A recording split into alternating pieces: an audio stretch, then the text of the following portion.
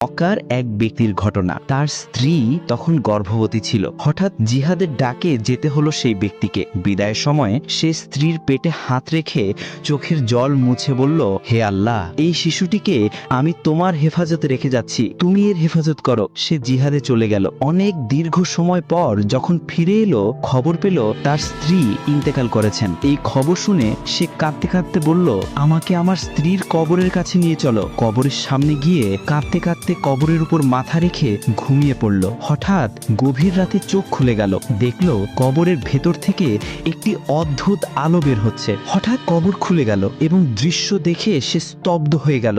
ভেতরে তার মৃত স্ত্রী শুয়ে আছেন আর তার জীবিত সন্তান খেলছে মায়ের কোলে। সে তাড়াতাড়ি কবরের ভেতরে ঝাঁপ দিয়ে সন্তানের কোলে নিল। কবর থেকে বের হতেই আকাশ থেকে একটি আওয়াজ ভেসে এলো, তুমি তোমার সন্তানকে আল্লাহর হেফাজতে দিয়েছিলে, তাই সে তোমাকে ফিরিয়ে